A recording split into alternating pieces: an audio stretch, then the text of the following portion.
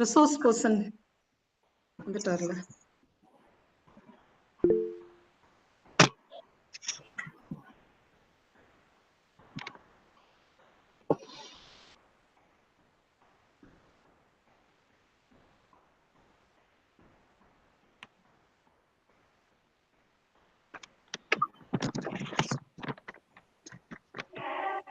Actually, participants வந்து கொஞ்சம் தான் வந்திருக்காங்க மேம். இன்னும் வரல மேம். வந்ததுக்கு அப்புறம் ஸ்டார்ட் பண்ணலாமா மேம்? இன்னும் 5 minutes வெயிட் பண்ணலாமா? சரி, ஒரு 10 minutes யூஸ் பண்ணிக்கலாம். 10 minutes ஒரு 5 பார்க்கலாம். Okay ma'am, okay ma'am. Thank you ma'am.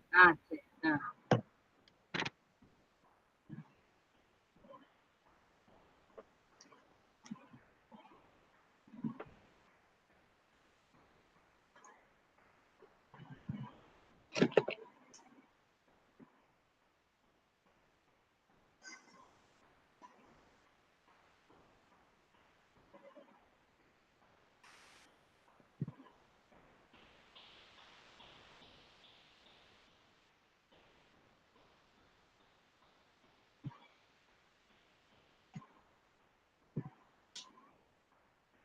Hello. Hello.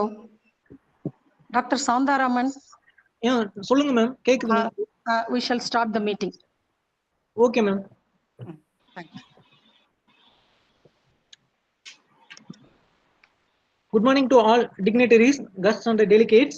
It gives me immense pleasure to extend to you a very warm welcome on behalf of the Department of Chemistry, G.Venkataswamy Naidu College, who has clubbed all of us for the state level webinar on writing a scientific manuscript and a scientific research proposal. Key points to remember. I would like to request Dr. B. Umadevi ma'am, Associate Professor and Head, Department of Chemistry, G.Venkataswamy Naidu College, to deliver the welcome address. Thank you, Dr. Sandaraman.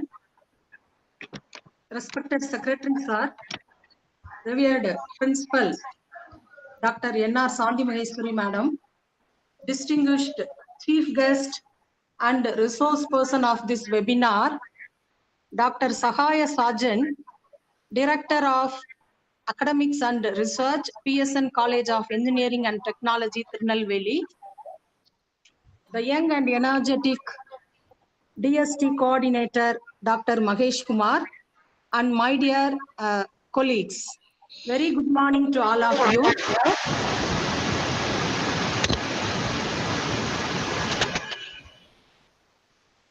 Hello. You are audible, ma'am. Very good morning to all of you. Audience, please mute your mic.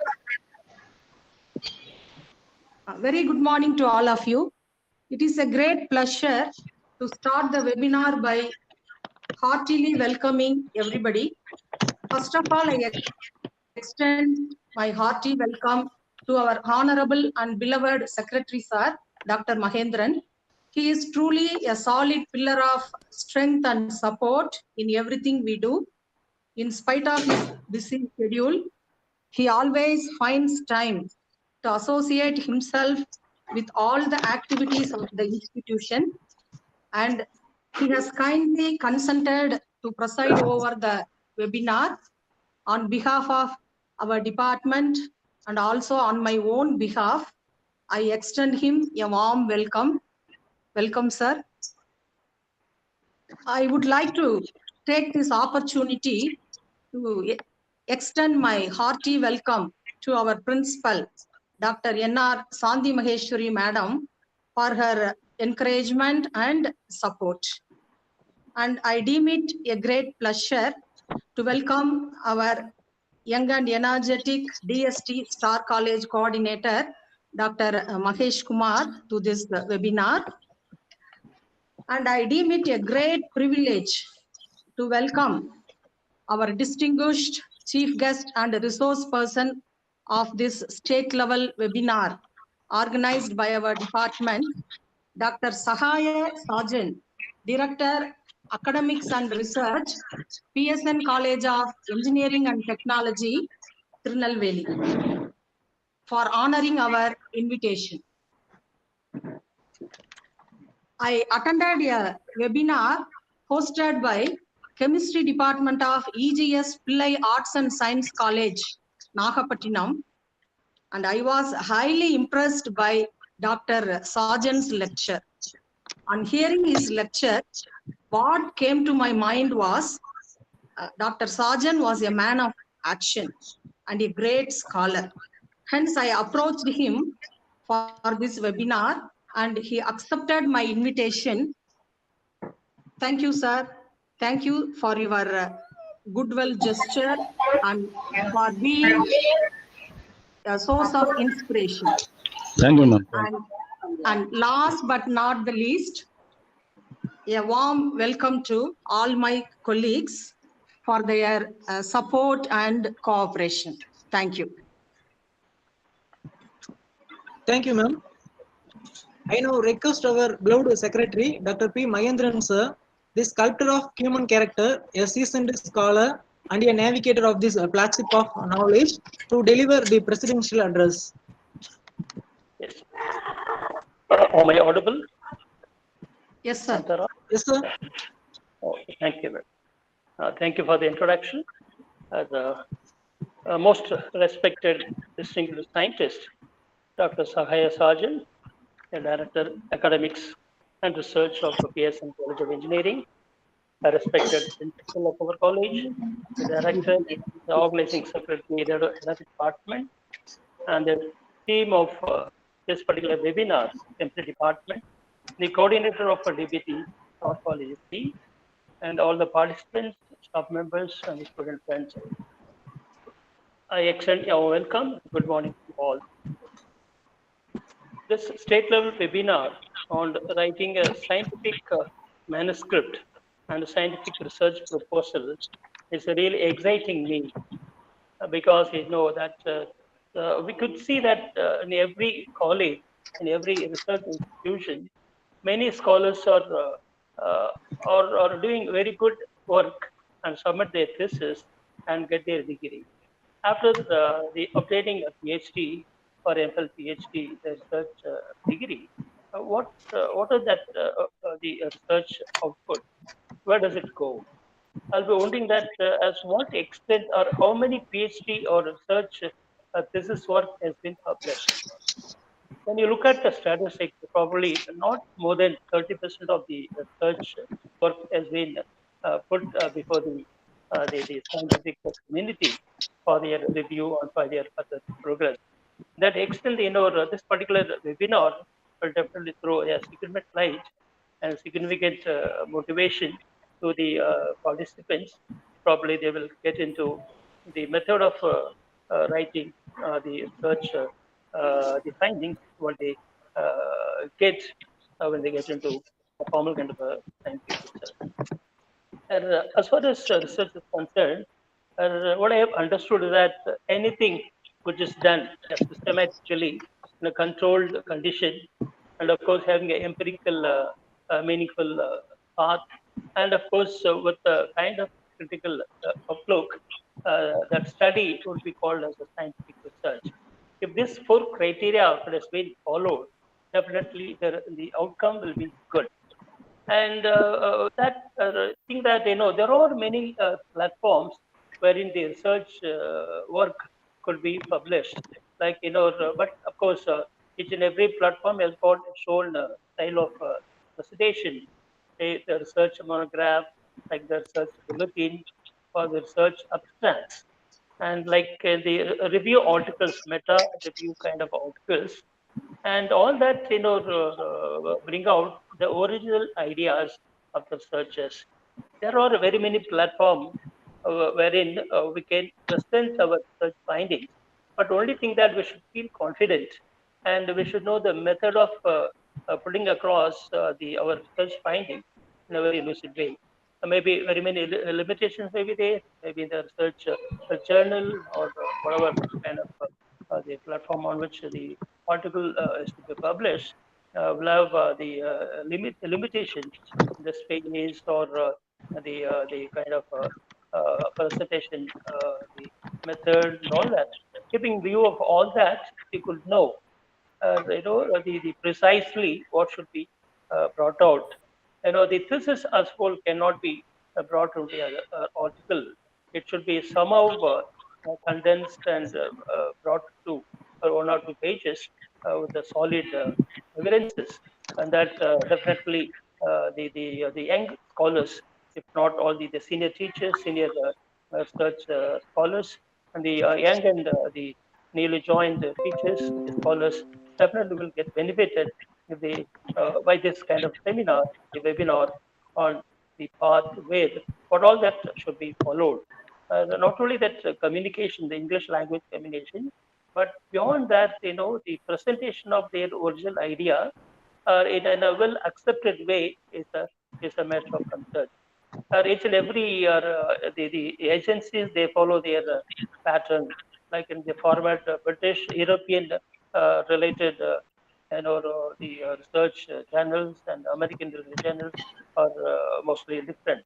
Even when you look at the abstract itself, the European British related journals will have keywords under the abstract, but wherein in the American published journals, I don't think that such a kind of a keywords is present in the abstract. And as a whole, the different formats are available, and probably if everyone could know the methodology of putting their thoughts in a lucid way of writing, and definitely it will be good focus for them to get benefited. Ultimately, the results will be used by all the members of the scientific community, and of course, the society at large will get benefited. Every research work, I feel that should be somehow published.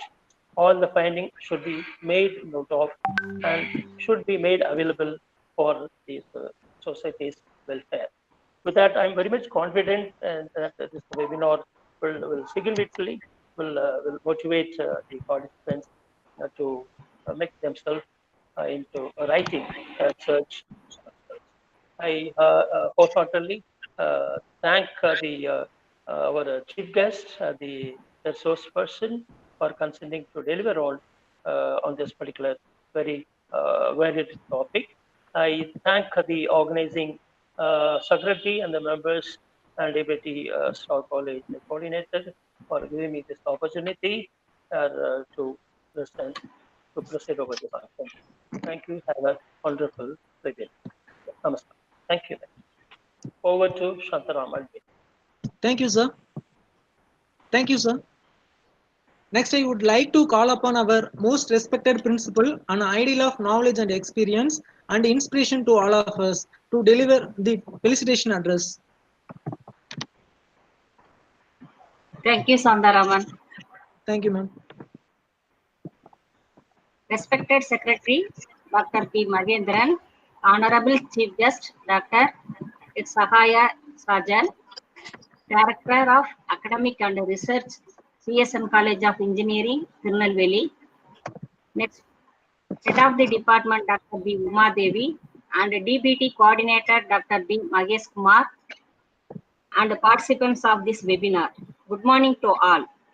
Why we need skill for writing a scientific manuscript and scientific research proposal? The ability to do research and use it intelligently in writing is a basic tool of any educated person. The skills involved in writing a good research paper will be useful to you in your daily life, even if you are not a university professor. Writing a research paper can also be a great opportunity to explore a topic that is particularly interesting to you. The research process allows you to gain expertise on a topic of your choice, and the writing process helps you remember what you have learned and understand it on a deeper level. I am sure that after it, you will be satisfied with the amount of information which you will get from here. Engage yourself with this session. I wish this webinar grand success. Thank you. Thank you, ma'am. Thank you, Sandaram. I now request our HOD ma'am to introduce the today's chief guest and resource person, Dr.X.SAHAYA, SHAJAN, to the audience. Ma'am? Thank you, Dr. Sandaraman.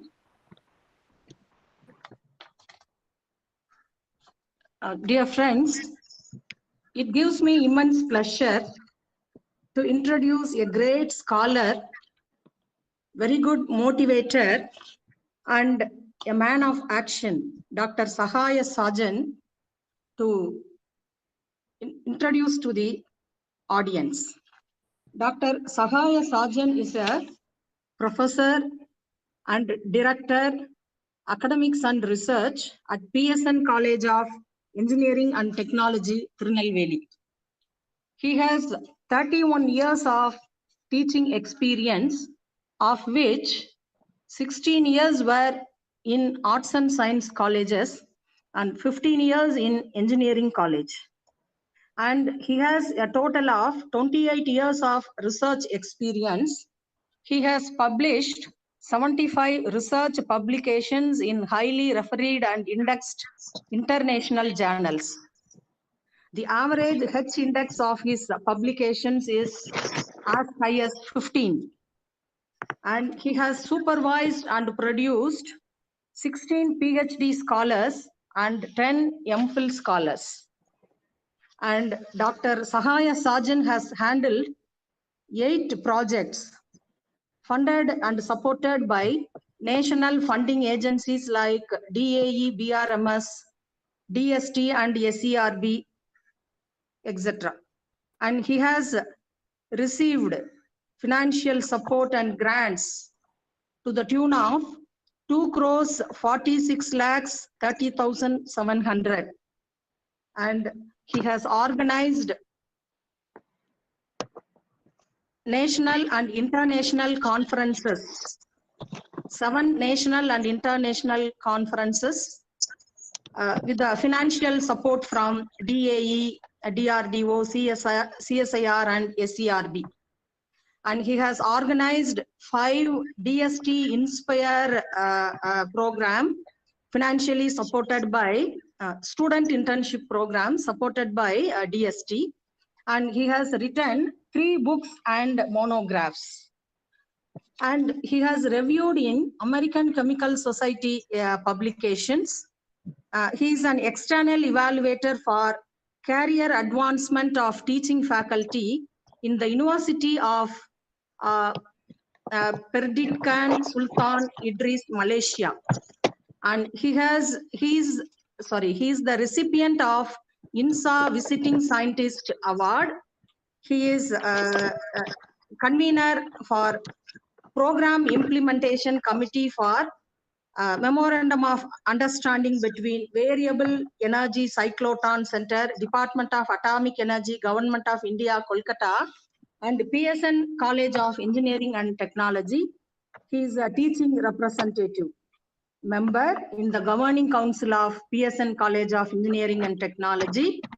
He is a member, Governing Council nominee for Finance Committee, PSN College of Engineering and Technology. He is the Chairman, Board of Studies, Science and Humanities, PSN College of Engineering and Technology. And it goes on like this. Very interestingly, he has prepared a documentary film on the life and scientific achievements of Albert Einstein in 2005 to commemorate the year of physics, International Year of Physics. And he has much experience in handling digital classrooms in different platforms like Google Classroom, Moodle, Wiki pages, course websites, and MS Teams. And Dr. Sahaya SHAJAN is instrumental in implementing ICT and digital classroom and setting up e-content development facility at PSN Engineering College and Technology. He has established interdisciplinary research center at PSN College. He has motivated faculty members and mobilized research grants from various national funding agencies to a tune of rupees 4 crores. And he is well versed in NAAC and NBA accreditation process. And he is well versed in OBE curriculum also. And he is a course evaluator for outcomes and attainments in OBE. And he has created open educational resources, and the list is going on infinitely. Due to shortage of time, I limit my introduction with this. Dear friends, once again, I feel very happy to introduce to the audience such a great personality, a great scholar and good motivator and a man of action, Dr. Sahaya SHAJAN, to the audience. Thank you. And thank you, SHAJAN sir, for accepting and honoring our invitation. Thank you, sir. Thank you very much. Thank you, ma'am. Thank you, ma'am. Okay. Yes, sir. Next, may I request our chief guest, Dr. Sahaya SHAJAN, Director of Academic and Research, PSN College of Engineering and Technology, Tirunelveli, to deliver the lecture on writing a scientific manuscript and a scientific research proposal. Key points to remember. Okay, thank you very much for this opportunity. And I am very thankful to Dr. Uma Devi for inviting me to deliver this lecture. And of course, I have delivered this in many colleges. As Dr. Uma Devi told, she has followed from EGS Pillai College, Nagapattinam. In similar way, several participants who are attending this lecture in various colleges are continuously inviting. So it is going on like that. So initially I was somewhat reluctant because I have delivered this lecture many times. So I told her, let me think over it. But anyway, this time it is very, very important because most of the agencies, educational agencies, which are either it is accreditation agency or any other evaluating agency of an educational institution, they mainly focus on the publications, the research contributions of the faculty members. That is very, very important. So by some way, if I am helpful to the participants, it will be good and good. So I am sharing my experiences. And I am very thankful to the secretary of the college, G.Venkataswamy College, Mr. Mahendran, for giving a wonderful introduction. And I'm very happy that a secretary of a college is very knowledgeable, because that is very, very important. This I could not find in most of the colleges, where they are having a different vision and mission, and the college is having a different vision and mission, and it will never meet. But here it is not so. And a wonderful introduction, felicitation he has given. I'm thankful to you, sir. And also I am thankful to the principal for giving the felicitations. So my presentation today will be on two topics. That is, one is writing a manuscript.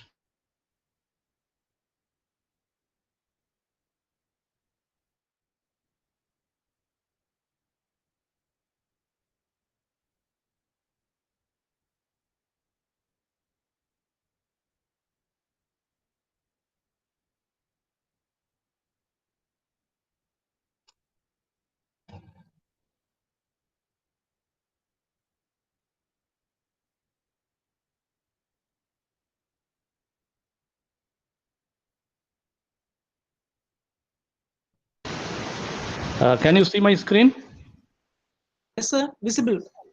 Yeah, thank you. No, it's visible now.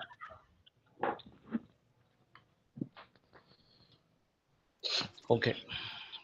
So my first topic will be on key points for writing your first manuscript. So my first talk is for beginners who are beginners in research. And my second topic will be on those who have done some quantum of work and willing to make their research into a research proposal for funding. So let us start with the first one. That is a key point for writing your first scientific manuscript. So what actually a manuscript? The starting point is you have completed your research work, some work that is very much interesting you, and you want to make it public for the world to know your research findings. So what you have to do, this is the point where the publication or the writing a manuscript comes in. So what is the question before you? That is, you have to tell the audience or the readers who are reading your paper or the scientific community, what is your research all about? So I request the participants to mute your microphone.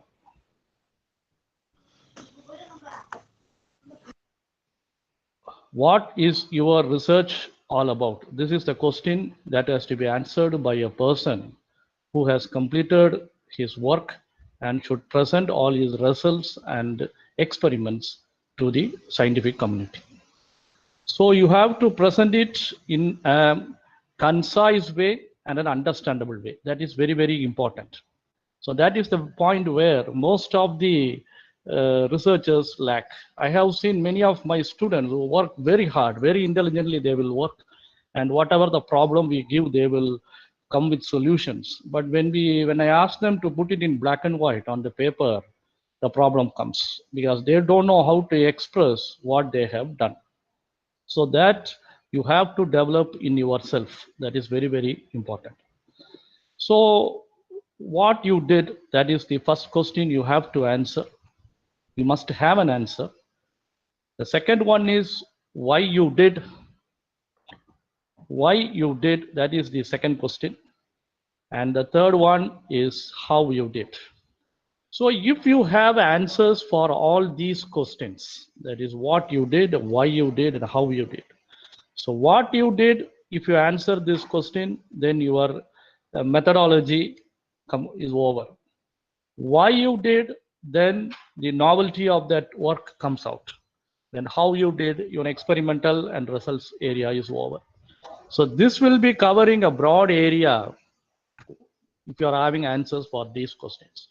So those beginners who are starting to write a manuscript, first of all, you ask these questions. If you have very good answers for this one, then there is no problem. You can proceed writing your manuscript. But be remember, you have to improve your language. These are some of the scientific publishers like Elsevier, Springer, Wiley. All these are these are coming there. So first you can go to their website and choose a particular research journal which has topics related to your research work. So you have to, this is one time if you go and search for your area of research, then you will understand which publisher you can go for. So these are some of the publishers. You can simply type in the Google Springer, it will open. There is no problem. You cannot search for, go and search for the web address like that. So once this is over, now I have chosen Elsevier, that is Science Direct. So this is how the Science Direct website looks. So sciencedirect.com, and it will be like this. So that will be showing this particular page. It will having journals coming under physical sciences and engineering, then life sciences, then health sciences, then social sciences and humanities. So these are the 4 broad areas in which Science Direct accept papers. And of course, my area or our area are related to this physical sciences. And in the physical sciences, the subdomain will come. All these areas they will accept.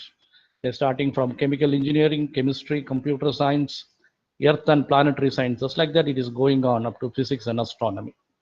So these are the areas. So this is the broad area of your research part. It comes under physical sciences. That physical sciences, you are having subdomains like this. So you can choose any one of the domain, which if you are working on energy, you can choose this energy.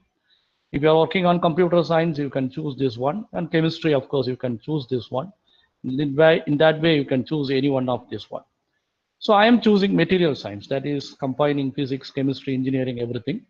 So I am choosing material science. So when I click on material science, it will take you to this page. So you can see the domain is material science, and it is asking for subdomain because material science itself is a very vast area. So you have to give some subdomain on that particular this one. So I am clicking on the subdomain, so I can see the various subdomains coming here. So biomaterials coming, ceramics and composites are coming.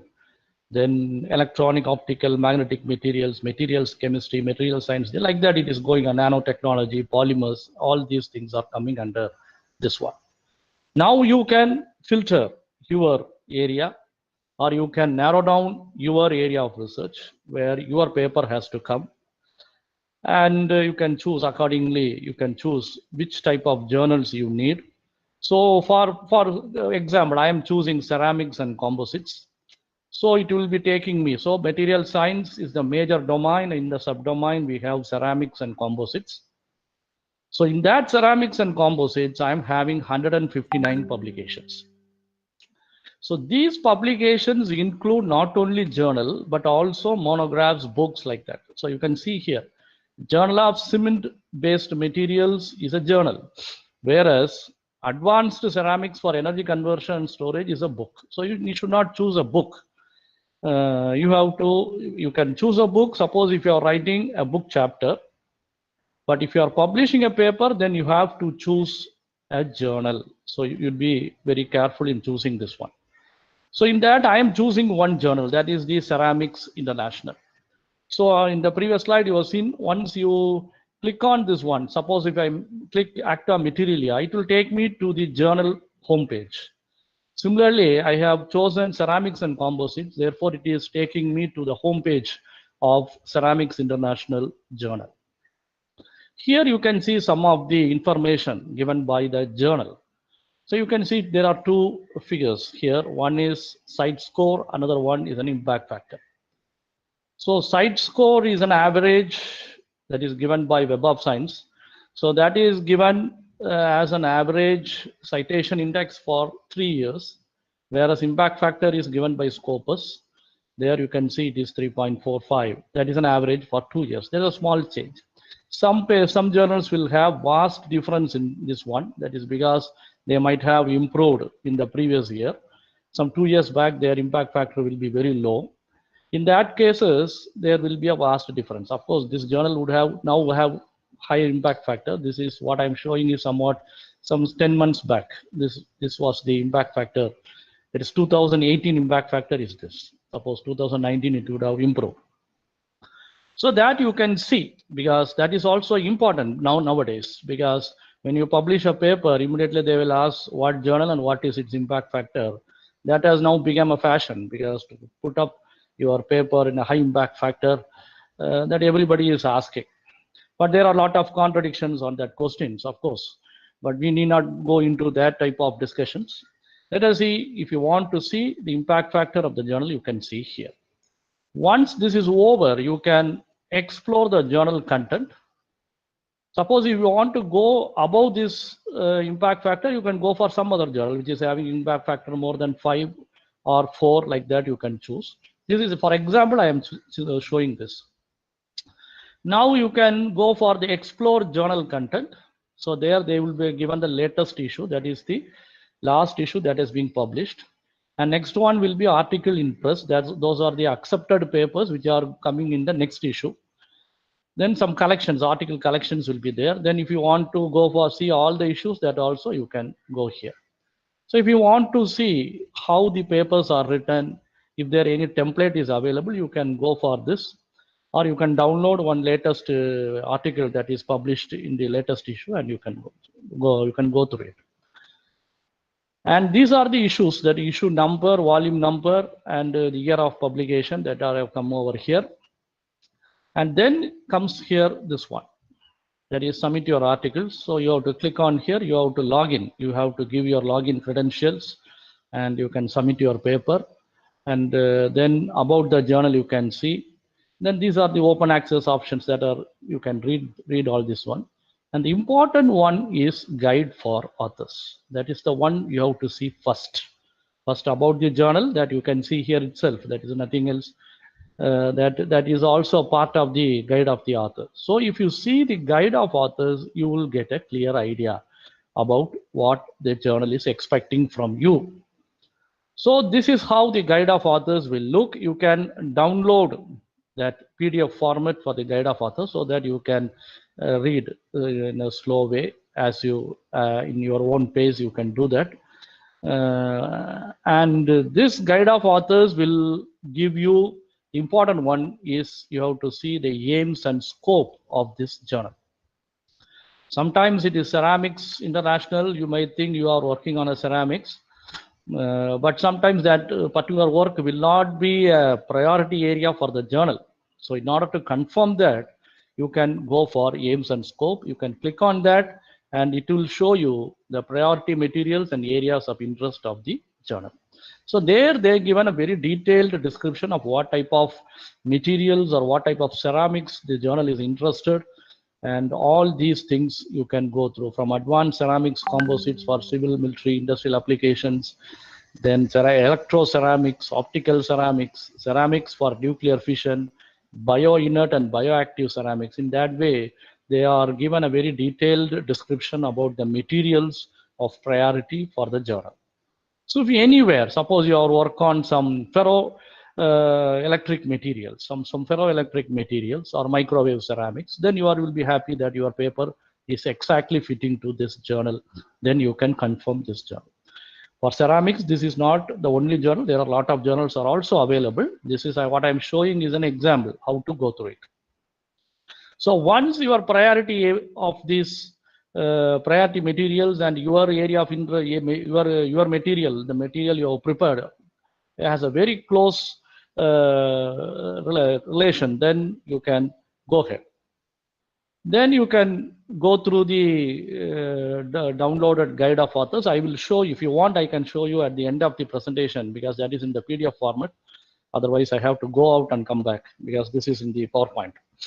So if you want, I can show in the last what it looks like and what type of articles they are accepting like that. Now this will be the type of page that you will be going through, and normally all journals, they will be accepting 3 types of articles. One they call as original papers, another one is review articles, and the third one is short communications. Say short communication is a precise and concise version of your research paper that should be written in a brief. Normally, it should not exceed 3,000 words normally. In certain journals, still it will be low, 2,000 words will be there, but not exceeding 3,000 words. And it should be written, it will not have any introduction or any experimental part or resultant discussion or conclusion. It will be just like writing a story. You have to write. It is a continuous write-up for 400 words. And what type of articles are chosen as short communications? It should be, you should have a unique finding or a breakthrough. You cannot simply say already a published work, you have just extended something and say this is a short communication. Those papers will not be accepted as short communications. A short communication is mainly required when you have found some unique answer or a unique solution to a problem, or it is a major breakthrough in that area of research. And in order to confirm that breakthrough, it may take some 5 months or 6 months because you have to do a lot of experiments on that. And you have to prove that this is actually a breakthrough. So by the time somebody else would have published that same work, so in order to avoid that one, in order to prove that it is you are the first person to find a solution, then you can write a short communication. Otherwise, short communications will not be accepted for regular papers. That is why they are insisting on that limit, 3,000 words. And short communications will be taken up as a separate, at the end of the journal, they will allot few pages for short communications. Earlier it was known as rapid communications also, and now they are commonly called as short communications. So that is very, very important. So before writing a paper to a journal, if you feel that your result is having some unique result or a finding, or it is giving a significant improvement to the area in which you have worked or the problem in which you have worked, then you can very boldly you can write your paper as a short communication. Next one is the review articles. Review articles is just like those who have completed PhD, you might know there's a literature review, like that. Not a literature review, but similar to that. So what they do, what they will write, they will normally those who are writing reviews will have a good experience in that particular area of research for a longer time. Normally minimum 5 years or 6 years, they would have worked on several problems on that particular area. And they have gone through most of 90% of the papers or 100% of the papers they have gone through in that particular area. And they would have collected a vast knowledge on that particular area. So they will consolidate their knowledge into a paper. So what they will give the main people working in a field. So what are the major advances and discoveries that have come out in that area of research? And what are the significant gaps still there in the research? So now what is the current debate going on and what are the ideas where the future research can go? So these are the things which you have to cover in review articles. And normally review articles will have many number of pages, normally more than 30 pages, 40 pages like that. Even more than 50 pages reviews are there. So that will be a vast coverage of the literatures, the methodology, the results, the discussions and experimental parts, and covered in the past and what are being expected in the future. That will be coming up in the research articles, review articles. And review articles are very, very helpful for those who are starting their research. If you are a beginner, then you should not read short communications as well as original papers. You have to read only review articles. So review articles will normally cover almost all the work that has been done, and they will also, certain authors will explain what are the future challenges. So you will get new ideas and new problems to be solved. So for beginners who are joining PhD, first you have to do a review article. You have to go through a review article. Original papers are those papers or the original research work that you have carried out. That suppose you are doing a PhD, you might have taken a problem and you are working on that problem. And you will be doing some experiments, you are coming with results, or you do an theoretical work also. You know, a lot of computer simulation softwares have come up. So modeling and simulations are there. So you can do like that. You can do a modeling and simulation, then or your experimental work. And then after that, you are consolidating all your experimental work and results, and you interpret their results and what are the new findings, what are the possible implications, all these things you are writing. Here you have to follow a specific order like that at the introduction. That what I will be discussing in this presentation. So introduction, then comes the experimental part or methodology, then comes the results and discussion, then conclusions.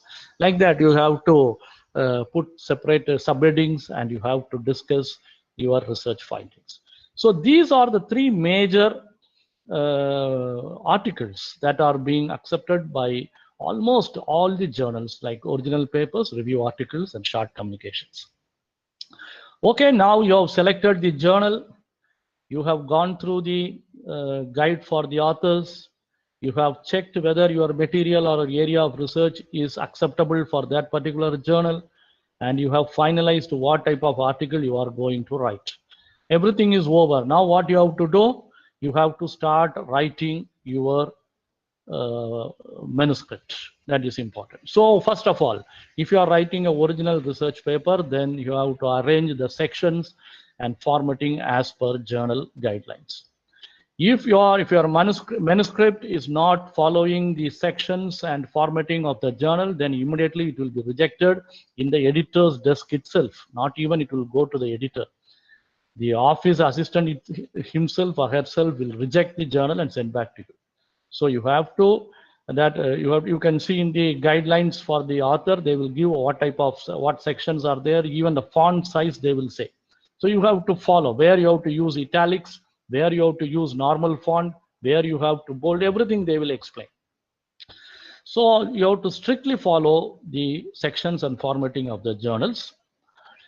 There are two ways are there. In certain journals, they have given templates. A journal article, the article that has to be published in that journal, they have given a template. So you can download the template and simply follow the steps that are being given like that. Even you can, they have given even the fonts also, font size, everything. You simply type on, it will automatically take the paper in a similar formatting of the journal. If suppose the journal is not having any template, then the best way is you can download a recent paper and you can see the formatting and the sections that are given in the that particular recent paper, and you can follow the same thing. So that you can have as a reference. That is possible. If it is a template, that is well and good. If there is no template, you can download a recent paper of that journal and you can follow that one. So that is not a difficult one at your level, because you are not school-going children. You are a well-educated, and so it is not a problem for you. So that in that way you can prepare your manuscript, and most of the journals will have the following sections that are most common. Somewhere some small changes will be there. So you have to give a title for your research paper, then the author's list and their affiliation, and that is followed by an abstract and keywords. Then comes the introduction. And introduction, normally in the introduction itself, we will cover the review of literature. Then materials and methods. What are the materials that you have used and what is the methodology you have followed. Then comes the results. Along with them, you have to discuss your results and you have to highlight what is the importance of your findings and what is the difference between your finding and the previous finding. In what way your finding gives more information or more advantage to the system in which you have worked. Then comes the conclusions and of course acknowledgement and references. So these are the major titles or major sections that most of the journals will have. So your manuscript must clearly convey your research to the reader. So that is very, very important, because if one takes your paper and start reading your manuscript, then he must understand what you are trying to tell to the audience. Because you will be well versed in that area of research, because you have done that work and you know the all the methodology or the results what you obtained, you know very well. But another person is not an expert in that, or he may be new to that field. He is supposed to start his research in that particular area. So you must bear in mind that you are writing a manuscript to an expert as well as to a beginner. So you have to convince both. So that is why we recommend, normally you have to write your manuscript in a clear and concise way. That is very, very important, because your manuscript is not a novel to read. It is not a novel just for pleasure. You can sleep on your bed and read a novel. Not like that. It is containing some scientific information. So then it is your responsibility. That is also you must bear in mind. It is your responsibility to tell the audience or the readers what you have done. If you are not done, if you are not able to explain what you have done to the reader, then you will be the loser. No one will be the loser. So what we recommend is do not use complex sentences, because this is the problem what I see in most of the research scholars who are writing their first paper or their PhD thesis. They will start, and there is a fashion, because if you write complex sentences, then people will say you are very good in English. No, it is not like that. It is a wrong illusion to say that. That writing complex sentences is like that you are totally complicating the reader. You must remember, writing complex sentences is not at all necessary for a person whose mother tongue is not English. You all bear this in mind. You can write complex sentences. When you become an expert in that language, then you can know how to even putting a comma. If you make a mistake, then the entire meaning will be different. So please do not use complex sentences. Because I have seen my students who will go on putting comma, comma, comma, and you will finish the entire paragraph in a single sentence. There will be no full stops in between. So that will be complicating. So don't use complex sentences. It is a mere wastage of time and energy, because you are also wasting your energy. And finally, it will not deliver anything to the reader. Instead, it will make the reader totally confused. He will not understand what you are trying to tell. Remember, your manuscript is first read by the journal editor, and then only it will go to the reviewers. So if you are writing complex sentences, and even if the editor is finding difficult to understand, then it will be rejected in the editor's table itself. This is not a sin to write a sentence in a simple form. You can write a simple sentence. Simply you can explain what you have written. There is no problem, and no journal will reject and say that you have used a simple sentence, we will not accept. No, it will not be like that. They will see whether you are able to express your ideas and findings in a clear way. That is very, very important. So always use simple, short, and understandable sentences in your manuscript. This is first thing you have to remember. If you are a beginner, suppose you have published more than 20 or 30 papers, and you can able to write everything and are containing the information in your fingertips, then it's okay. But if you are a beginner, don't go for complex sentences. Use simple, short, and understandable sentences. The second thing is, you should be very consistent. You should be consistent in your writing. That is very, very important. Always use same type of abbreviations, nomenclature in the text, as well as in the figures, tables throughout your manuscript. This is also we are finding in many cases. In order to tell the world that you know many different things, research scholars are trying to put different nomenclature. Maybe it may refer to the same thing, but they will change the nomenclature. I will show an example. Say, suppose you are working on nanocomposites, and you want to you have to describe the material. You start with the first abstract. You are writing that this is the nanocomposite, what I have prepared, and this nanocomposite is possessing such type of properties. All these things you have written in the abstract.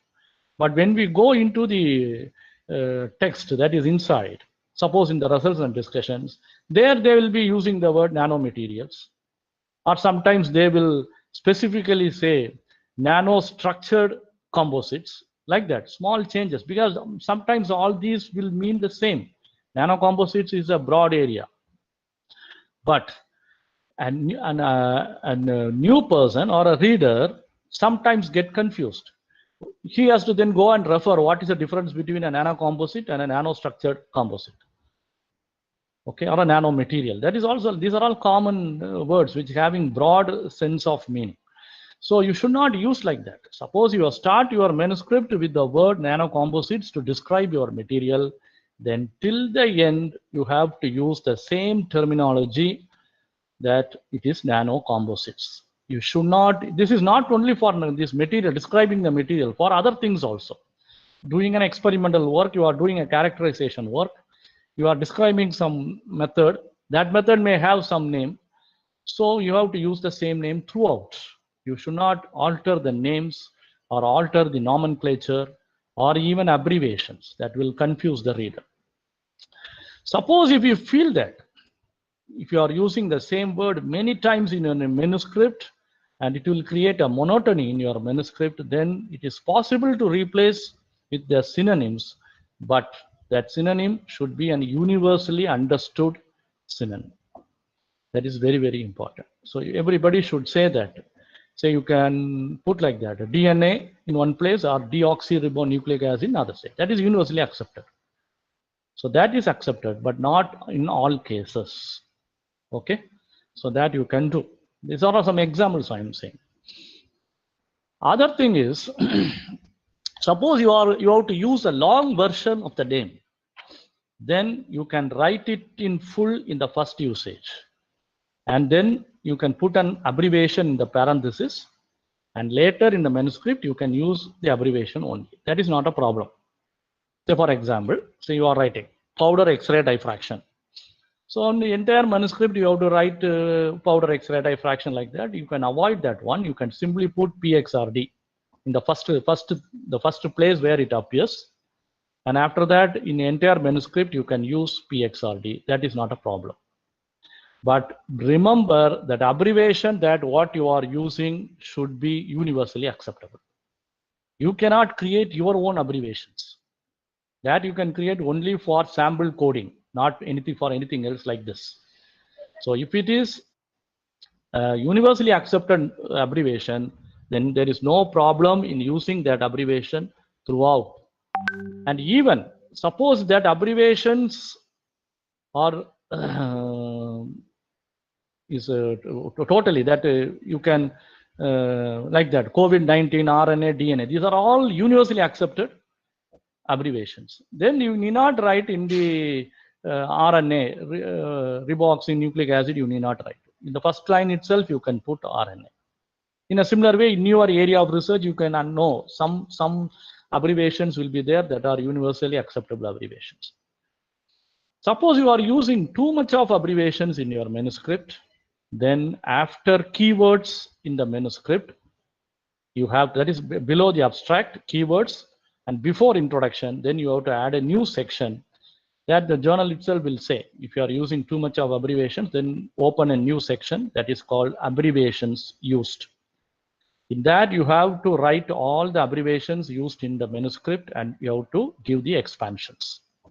So that you have to do, suppose if you are using huge number of abbreviations in your manuscript. Otherwise,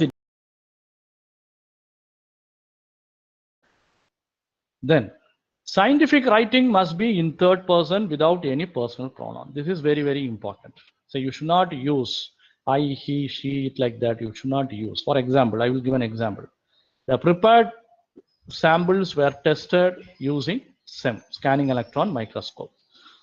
So that is one sentence. The same sentence can be written in another form. We tested the samples using SEM. So in the language wise, there is no problem because you only tested the samples. So you are writing, we tested the samples using SEM. But in scientific writing, this is not allowed. So the first one is correct. The prepared samples were tested using SEM, whereas the second one is not accepted. So you should not write this major scientific writing portion in the third person. Sorry, must be in third person without any personal pronouns. Okay. But the methods and results are typically written in past tense because the method, experimental methods that you have done as well as the results obtained is already over. Now you are writing the manuscript and therefore all the things have been completed and that becomes a past. Therefore, you have to use only past tense. So methods and results should be written in past tense.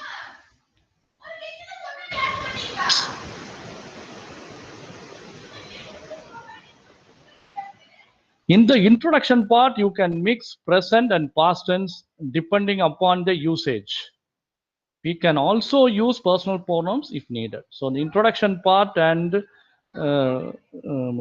you can mix both the present and past tense. I will show you, I will explain through an example. Say if you are referring to a concept or a fact or a well-established process which is known, very well known, then you can use a present tense. Say for example, silica reacts with carbon to give silicon. So this is a well-established process. Just like say that sun rises in the east. So this is an well-established process. There you can use a present tense. There is no problem. You need not use a past tense. But similarly, when you are writing a literature review or referring to some other literature that is available in the literatures, then you will be showing a past tense. Ravi et al. Showed that. There you can use even personal pronouns also because you are using they. First line you will write Ravi et al. Showed that this is what. And the second line you may write they confirmed that. So there you can use pronouns. So I am recalling in the scientific writing, where scientific writing comes from the materials and methods in the results and discussion, you should not use personal pronouns. You have to write only in third person. Methods and results are typically written in past tense. That is compulsory. But in the case of introduction as well as in the literatures, mainly in the introduction, you can mix the present and past tense depending upon the usage. Similarly, conclusion part, you have to use only past tense, and very rarely we use pronouns. That suppose you are comparing in some other model, you can say that these results are compared with so and so, and like that you can finish it off. And abstract must be clear, concise, and should not exceed 250 words. This is the maximum that you can have in most of the, not even, it is enough if you finish it within 50 to 100 words, it's more than enough. Suppose you want to elaborate certain things, you can go up to 250 words. But be remember to highlight the important points of your work in the abstract, because later in the next presentation, I will explain what is the importance of abstract. They highlight the important points, because any reader who takes your paper, your published paper, will read only the abstract, whether the work, what you have reported, has some correlation or some relation with his or her work. If it is not so, you have not highlighted the important points, then he will simply reject that one, that is, it is of no use. And that is very, very important. So abstract must be clear and concise. So it is always advisable, as I already told you, throughout the manuscript, you have to use same words that what you are using. Don't confuse the reader by using different words in your manuscript for the same thing. Say, suppose anyone is reading your first article for the first time, and you are using different words for your key concepts, then problem comes. So what is the net result? If it happens during the review, suppose a reviewer is reviewing your manuscript and he finds that you are confusing him, then he will reject your manuscript. Okay, the reviewer is a very good expert in your area of research, so he would have understood what you are trying to tell, and the paper is published. And now a reader is reading your paper and he could not understand what you are trying to tell, then your paper will be losing citation. If you see both the cases, in first case, your paper may be rejected and they may ask you to rewrite the manuscript, or in the second case, you will not get citation because the reader could not understand what you are trying to explain. In both the ways, you are the loser. So that you have to bear in mind. So before writing a manuscript, I have given a brief outline to how to write a manuscript. So you can go through all these things and you can understand this one. Start with simple language and simple sentences and try to build up your research work. Once you have completed your manuscript, then you can go here, submit your paper. So you can click on this one. Once you click on this one, that will take you to the journal submission page, and you have to register your credentials. Then you'll get a login username and password. And after that, you can submit your paper, and you can also track your paper.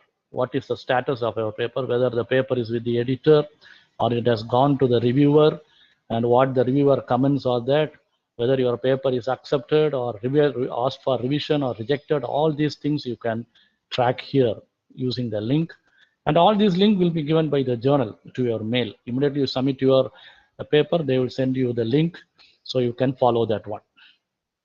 So these are about writing a manuscript, and the important one is the plagiarism check, because this has become a major issue nowadays, that plagiarism.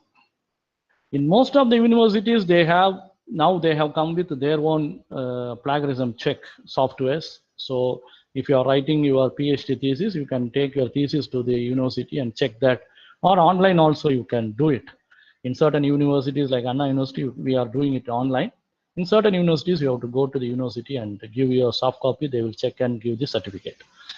Otherwise, if you are writing a paper, then also you can check it, because in most of the cases, it is reported that the copy and paste is being working intensively on writing these papers, and nowadays it has reached its peak by copying the content of another person's work. So plagiarism, this is what Wikipedia says. Plagiarism is the unethical practice of using words or ideas of another author, researcher, or your own previous work without proper acknowledgement. So that is very, very. Suppose you are copying something from there, you have to give the reference or give the acknowledgement. That is thing. And they have given either planned or accidental. That is also plagiarism. You cannot argue that is by accident I have done it. No, it is not acceptable. And now they are making a lot of punishments for the authors. They are banning for several years, and they are reporting. They are putting on the publisher website that this particular author has done some plagiarism, and it is major trouble for you. And what are the plagiarisms? That is, they are global, paraphrasing, verbatim, mosaic, self, and incorrect citations. And this is available in the net. You can go through it. And these are paraphrasing. The severe is one, the global, that you are entirely copying the work of another person. That is severe. And another one is paraphrasing without any citation. You are taking the content of some portions of the manuscript, and you are including in your manuscript or in your article, and all these are this one. But of course, self-plagiarism is moderate, and incorrect citation is also moderate. These are the severity of this plagiarism. And there are a lot of online plagiarism checkers available, and I have marked certain things are free, and this is not limited to this list, and a lot of things are available, and certain are reliable and certain are not reliable. Of course, many people are using this duplicate checker, and other things are you have to pay for that, like Scribber and this Turnitin or paid plagiarism checking websites. So duplicate checker is free, but it has its own limitations. So duplicate checker, it is free of charge. It is easy to use. So you have to sign up for free, and it allows 50 plagiarism checks in a single day. But if you are not a registered user, then you can use only one. That one. You know, registering is not a problem. And the thing is, you have to upload. Please enter your text here. You have to upload the manuscript in this area, but there is a limitation because you have to break your manuscript into 1,000 words. So at a time it will check only 1,000 words, and you can upload, that is text file, document file, then PDF file, RTF file, whatever it is. All these type of files are acceptable. So once you upload and click the check plagiarism button, and it will check and give you the details. So thank you. This is the end of my first talk, that is on writing a manuscript. So I have given some brief as a video, but many people have asked. This is my YouTube link. You can also see, of course, not in very detail like this. It is a 10 minutes video where I have explained important points to remember while writing a manuscript. So thank you. So, Madam, can I continue with the second one, or I have to stop here?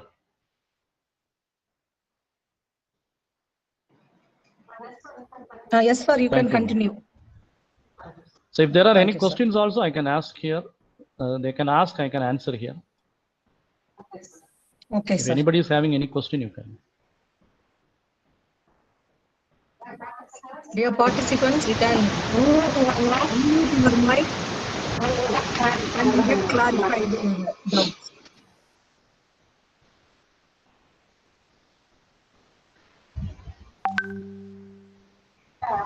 Hello. Dear participants, you can unmute your mic and get your doubts clarified.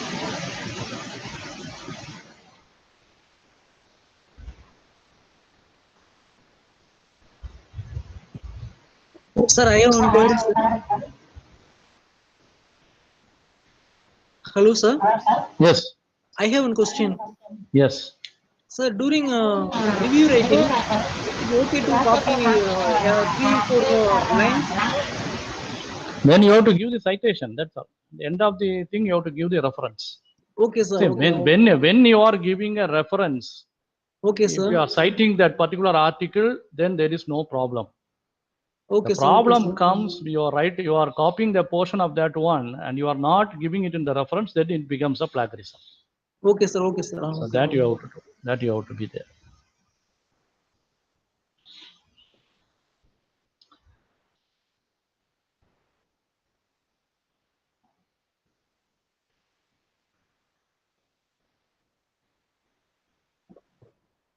Sir, in the absence of queries, you can continue, Okay, sir. so I continue with the second presentation on writing a research proposal.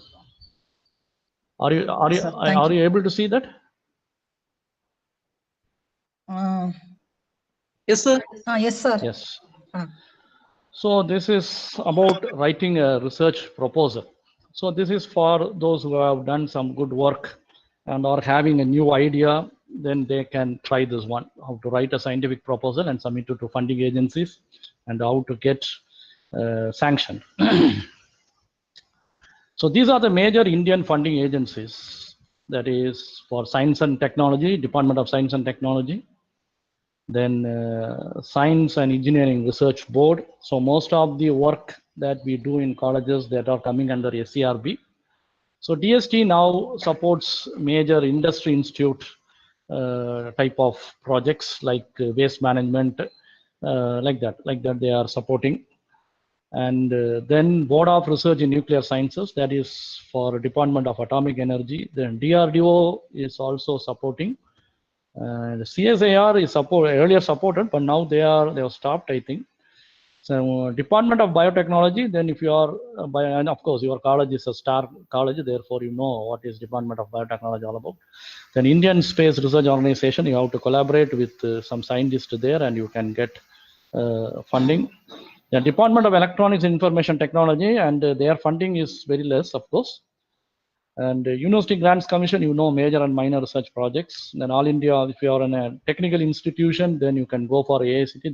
They're very similar to UGC. AICT is also giving a lot of funds for both for research as well as developing your laboratories and everything.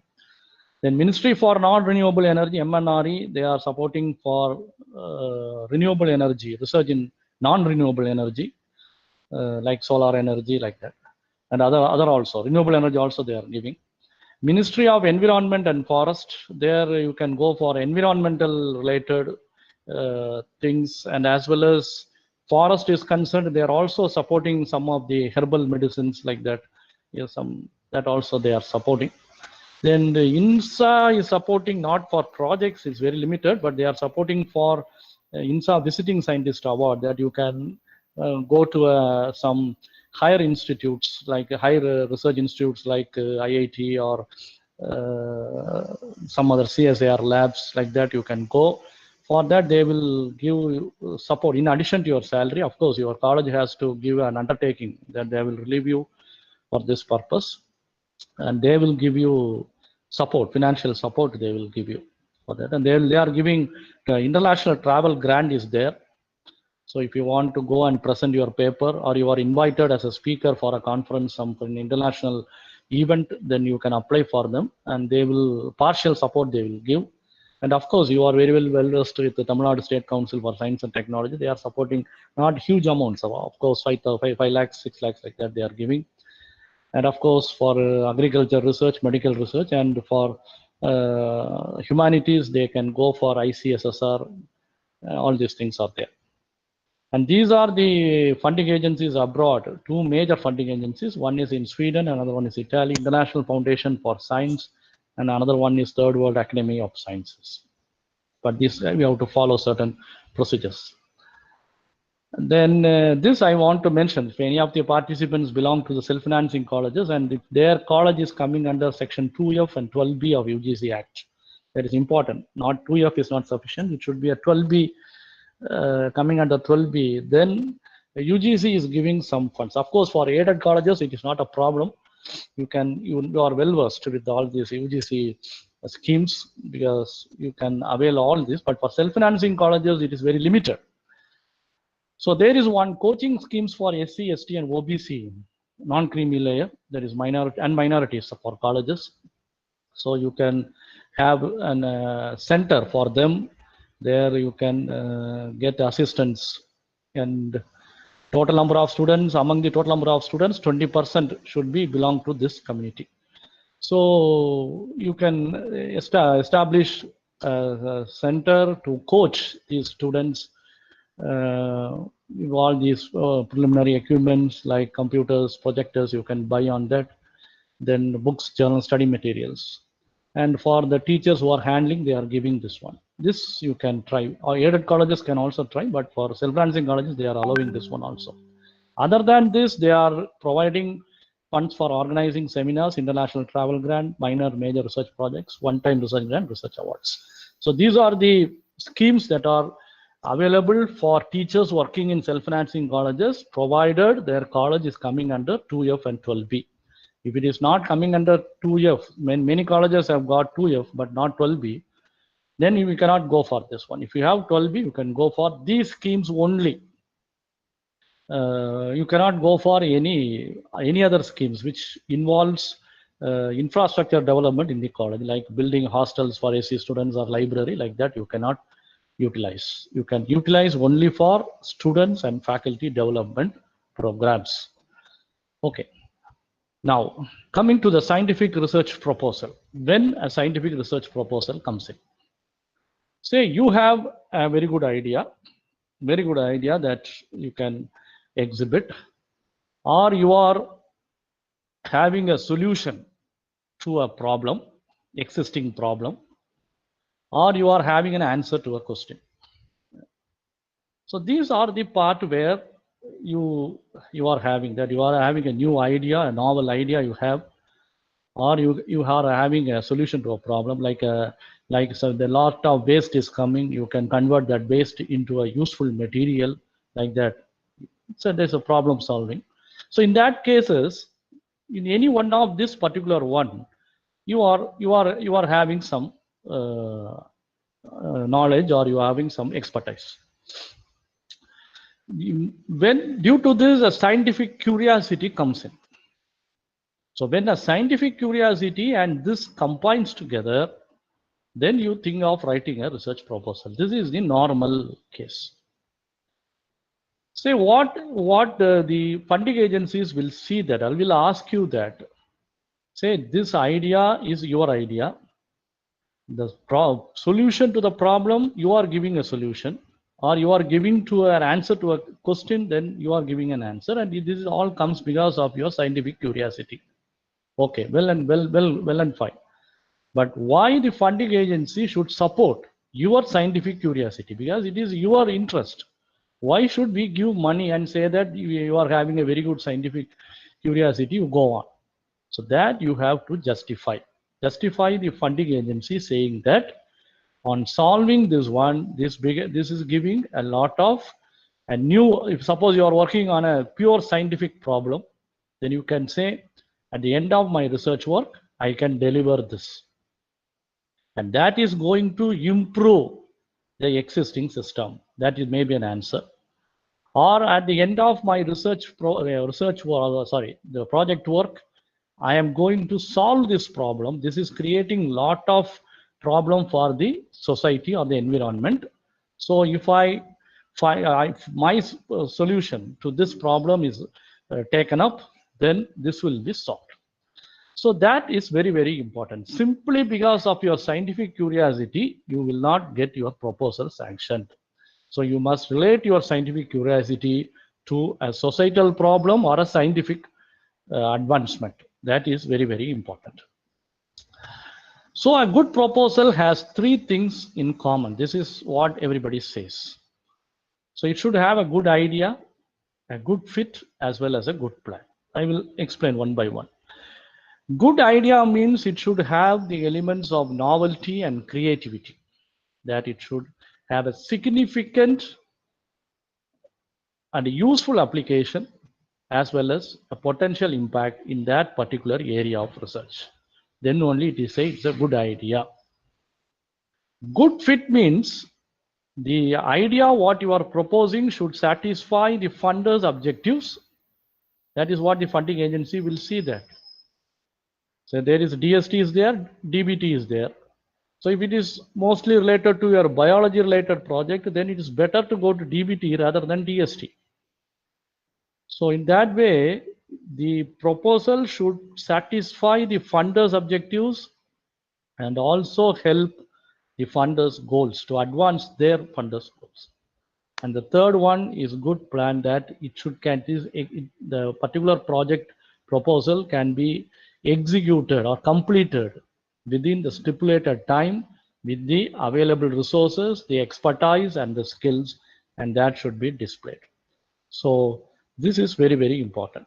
So these three things are there.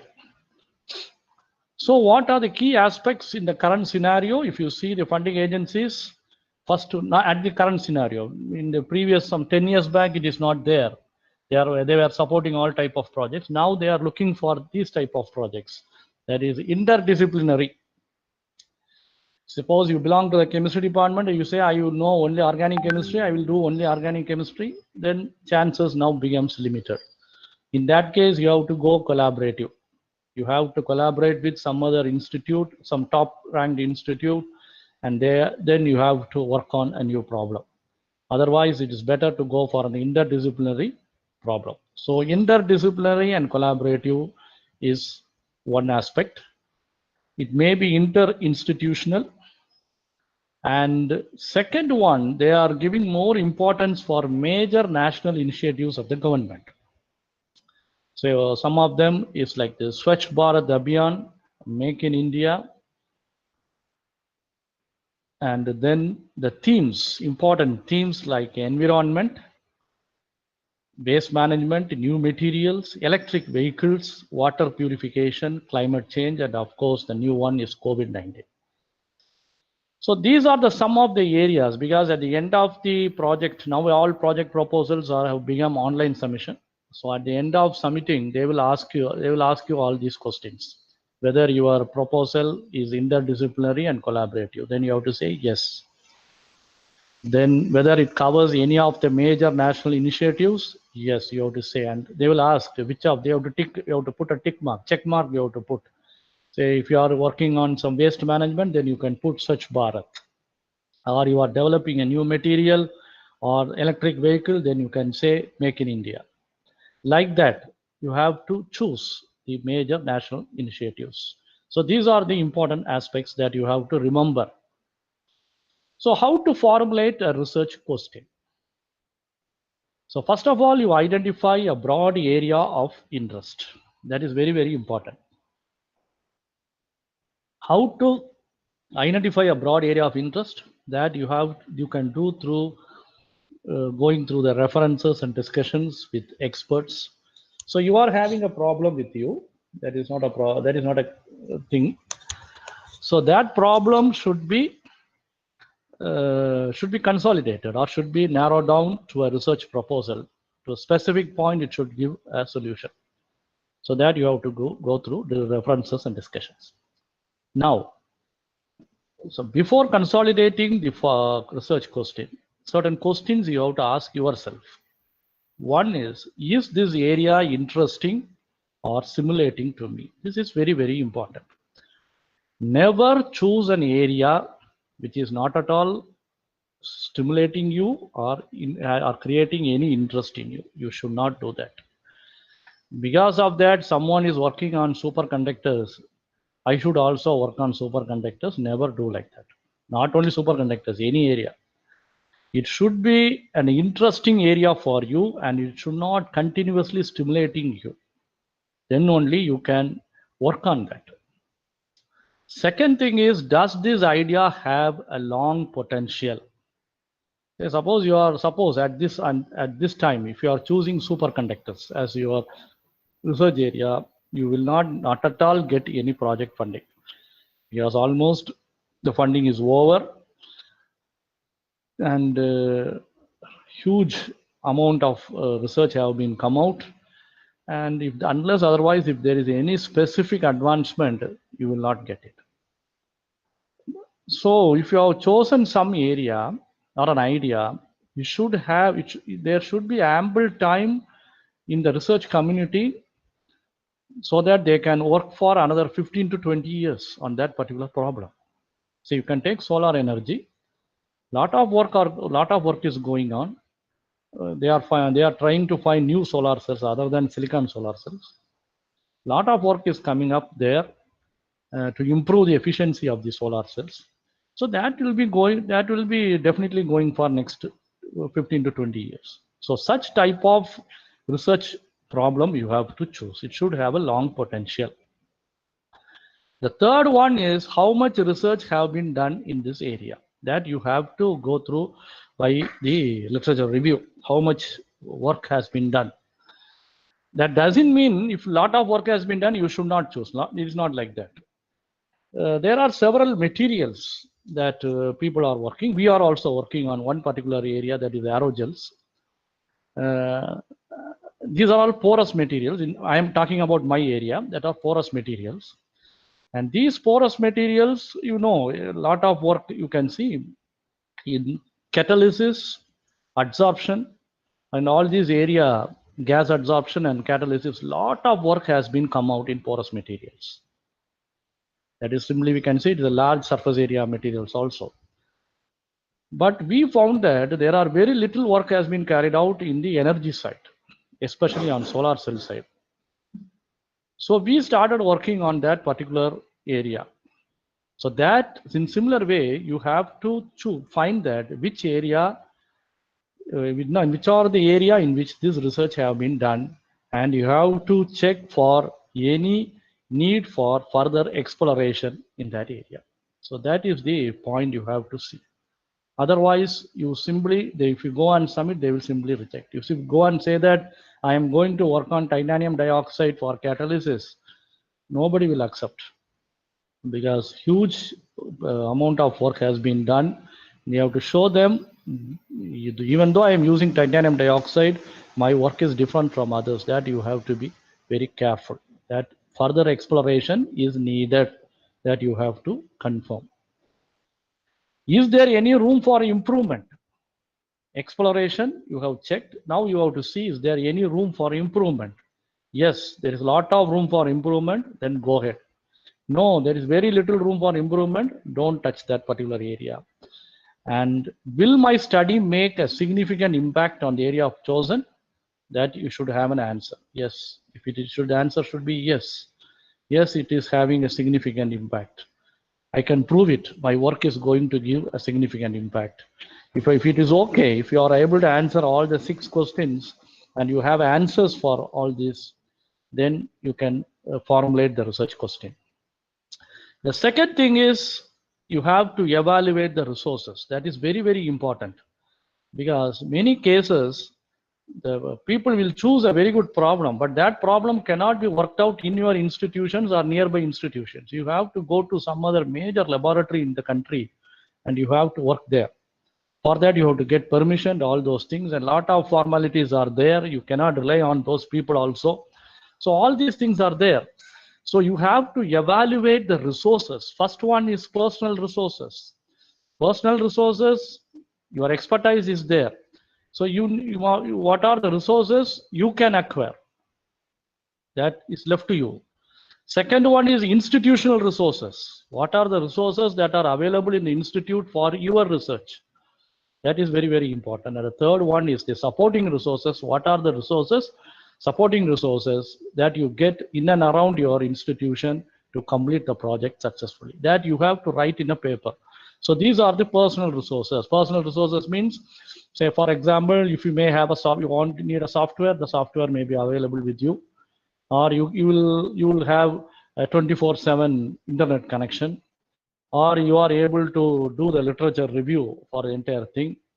Some personal resources, or you would have bought some small equipment while doing your PhD. So that particular equipment can be utilized for this particular project. All these things, these are simple things, but there are also important things. Internet is very, very important, because anytime you have to go and search for some literature and you have to confirm whether your work is going in the right direction. So personal resources is very, very important. Institutional resource means mostly infrastructure, then equipments. You need a room. Sometimes your room you have to work in a air-conditioned room. You cannot go for high temperature. Maybe your solvent get evaporated. All these things will be there. simple equipments like magnetic stirrers, centrifuge. These high-speed centrifuges are there. Simple equipments you may need. All these things the funding agency won't give you. The funding agency will give only major equipments. So all these basic equipments you have to acquire. Infrastructure you have to need. You need the infrastructure. And above all these things, you should get a good support from the management as well as your department in doing that. These are the institutional resources. Supporting resources, suppose you are in a city and nearby there is a central university or a central institute, research institute. So you know a scientist from there. So the scientist is ready to help you. He is allowing you to use his infrastructure or equipments to take readings for your experiments. Then it is well and good. All these are supporting resources. Suppose this is your first work and you are going to submit, it is better you find a collaborator from such institutes. That will be an added advantage for your proposal. Now you write an abstract or what you call a concept note on the problem what you have identified. So these are the things this is my concept note. So I'm going to start from here, and these are the steps which I'm going to follow, and this is the ending point where I have to give the results. And now you discuss with collaborators. Collaborators may be another expert may be available in your institute. He may be your colleague. So you can discuss with him, maybe a senior person. So vast experience he may have. So you can discuss with him if he or she is reliable. That is very, very important. Or you can go with some other person from outside your institute and you can discuss with him and ask for his help. Once this is over, you go for the current status of the work. Which are the current people who are working on that particular area, what you have chosen. So that you have done only by literature review. So based on this, based on the literature review, the concept note and your discussion with the collaborators, now you narrow down your problem to address specific issues. Remember, the research proposal should not be vague. Otherwise, it should not be very broad. It should be very narrow as well as specific. It should come with some results, because you cannot simply say that I'm going to do this one, that one, this one. No, it is not like that. You should be very specific. This is my objective and this is my outcome. So that is should be very specific. Then only the proposal will go to the next level. 3 main points you have to remember when you write a project proposal. The first one is, as you asked 3 questions in writing a manuscript, here also you should ask 3 questions. What will be done? How it will be done? And the third one, why it should be done? These are the 3 questions you have to ask yourself. So what will be done will give you the explanation of the proposed research. So if you are going to write an answer for what will be done, then you will be writing a detailed explanation about the proposed research. And how it will be done, it will give you the methods and techniques to be employed. And the third one, why it should be done, then it will give you the novelty and importance of the study. So if you are having very good answers for these 3 questions, then your proposal is almost completed.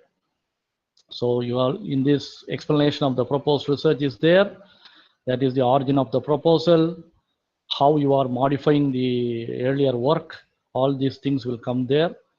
What methodology you are going to follow to give the new one, that is there. And the third one, in what way your work is important as well as novel. So if you are able to answer all these 3 questions, then your research proposal is almost completed. The only thing is you have to type it out. So these are the parts of a proposal. Most of the funding agencies will be asking this one. Maybe small changes may be there, 1 or 2 may be different. Title, then objectives. Then comes an abstract, introduction to the problem, background information, then methodology, then personnel. Personnel means the person you are going to appoint to work on that project, like research fellows. Then time frame, in what time you will finish this project, deliverables and outcome, very, very important. At the end of the project, what you are going to deliver. then how much budget you need, then what are the institutional resources, and any other relevant matter. Sometimes you may be an expert in this particular, you have to highlight all this in the any other relevant matter. You have to write, I am expert, I am an expertise, I have gone through a special training in this particular area of research. All these things, if you have any special thing, or your institute is having any special thing, or anybody else unofficial, not unofficially, officially is ready to help you, then you have to write all these things here. Now we can see some, I give a brief outline on each aspects. One is the title and objectives of a proposal. Be remember, title is a specific summary of your proposed work. If a person reads your title, then he must immediately get an idea, because these type of project proposals will go to a reviewer who is an expert in that particular field. Suppose you are submitting a proposal to chemical sciences, definitely it will go to an expert of chemical sciences, a person in IIT or Indian Institute of Science or some IICT or some like that, some institute like that. Some to a reviewer, it will go to a reviewer who is an expert in that area.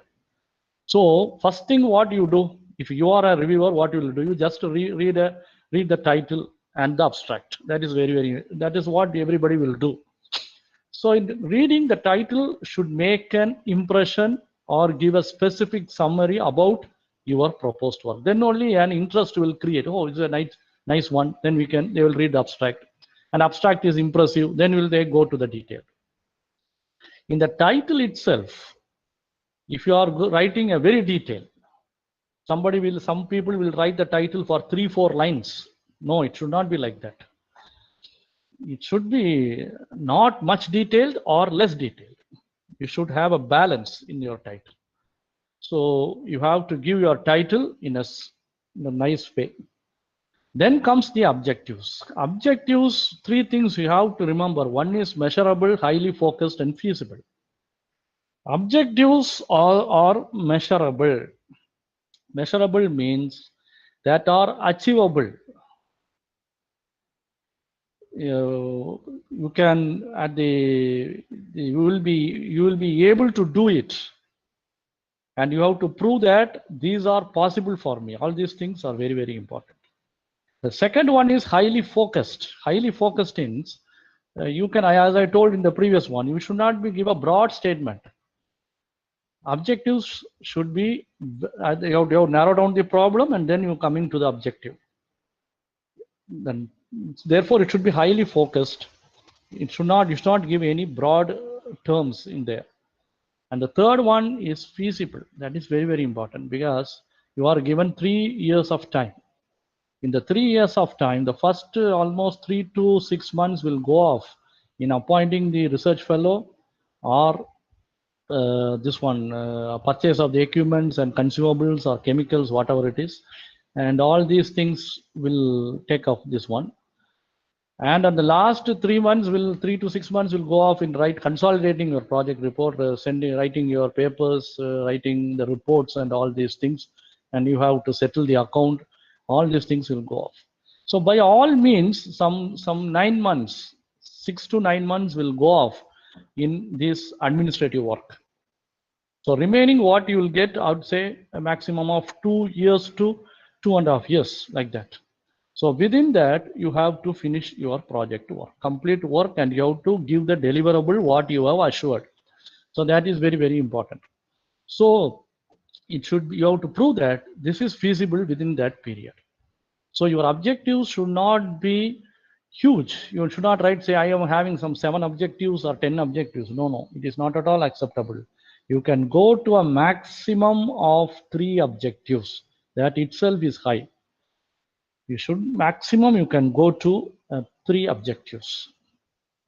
Your objectives should be realistic and about what you can accomplish. That is very important.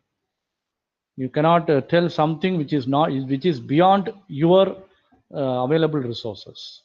Everybody knows what is possible in a college level, what is possible in a university level, and what is possible in IIT level. Everybody knows. So what is possible within a college level, you have to say. That is very important. Then you have to write a abstract. Abstract should highlight the purpose of research, importance of research, the background and feasibility of your project, then a brief description of the methodology and expected results, a description of the contributions your research will make in the field of knowledge. And all these things, not in detail, you have to cut short and give a short descriptions, not exceeding 250 words. So that is the abstract you have to prepare. Then you have to introduce the problem. In the introduction of the problem, in certain funding agencies, they will ask you statement of the problem or purpose of research or significance. All these come under the same heading, introduction to the problem. So that you would be very careful. You have to think that you are introducing the problem to a stranger. Suppose a stranger is reading your project proposal, he or she should also understand what you are trying to explain or what you are trying to tell about. So that is very, very important. So you have to, here also you have to use simple sentences. Don't use complex sentences. Don't make others complicate.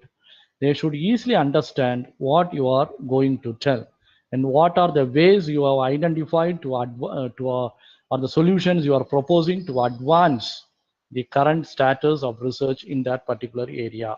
So all these things you have to highlight in the introduction to the problem. Then comes the literature review. Literature review should be selective and critical. Don't go for, in this case, as far as research proposal is concerned, it is enough if you review the literature of about the past 10 to 15 years. What is the work that is going on here? Suppose you take that this work has been done in 1972 and this work, and the person who worked on this got a Nobel Prize. All these things people will write to say that their work is a Nobel Prize work. If you write like this, it will be rejected because they will say already Nobel Prize is given, then what is the necessity for doing on this? So don't write in that way. You try to see through the literatures during the last 10 to 15 years, not exceeding 20 years, not more than that. And you should also bear in mind, as I told in the previous slides, the work that now you are going to tell should also carry forward for another 15 years. So altogether 20 years of work is completed, now another 15 years. So this work should have a life of another, totally of another year, some 40 years. So that you have to be very careful. So you should be very selective and critical. Make clear what the research problem is and exactly what has been accomplished so far. That is very, very important. To give evidence of your own competence in the field, don't forget to, if you have already worked on that particular area, don't forget to highlight your papers. That is very, very important. Otherwise, people will think somebody has worked and this man has taken and he is going to try that work, and it will give a wrong illusion. So don't do that. If you have worked on that particular area and you have published a few papers, it is well and good. You highlight all those things in the literature review, even your paper. And you must highlight why the previous work should be continued. And while doing this literature review, there is one method, what you called 3-pass method, that I will explain in the next slide. Discussions of work done by others should therefore lead to the reader to a clear impression how you will be building upon what already that has been done and in what way it differs from others. So that I already told you, because you have to be very careful on doing this one. Say how to do a literature review regarding the research proposal. There is one is called a 3-pass approach. It was proposed by one person called Keshav in 2007. You can type in Google Keshav 2007 3-pass approach. You can get that paper. He is a computer professor working in US. So he has proposed one method, what is called observe, judge, and understand. This is the 3-pass. Observe is called first pass, judge is called second pass, and understand is called third pass. What is observe? So suppose for the last 15 years, you have collected all the literature and you say some really say 100 to 150 papers or even 200 papers are available. Sitting and writing all the 200 papers and consolidating the result it will take a very long time. It is not possible to write all the papers and getting all the information. So what you have to do is, you have to do a first pass, what is called observe. You have to take all the papers, you have to write, you have to read the title and abstract, both title and abstract. That is what I have told you in the previous presentation. Your title and abstract are very, very important. Another person, when he or she does the literature review, they will do only this first pass. In the first pass, if your title is not impressive and your abstract is complicating, they will throw your paper out. They will not at all include your paper and your citation will go off. So observe what is, you have to take the 200 papers, read the title and abstract. See that in any way this is relating to your research. People will be using different models or different methods or different type of materials for their things. So if there is any deviation, you can cut short there. So at the end of, so one paper you have to spend only 5 minutes. Within 5 minutes, you will be able to identify whether this paper will be useful for me or not. So that is called observe, what you could call first pass. So statistics says that after the end of the first pass, your literature will come to 50%. So 200 papers you have seen, then it will, now you will be having around 100 papers. That you go for the second pass, what you call the judge. There you can spend up to 10 minutes, max 20 minutes is maximum, 10 minutes. What you have to do in the second pass, you have to title abstract, you have finished.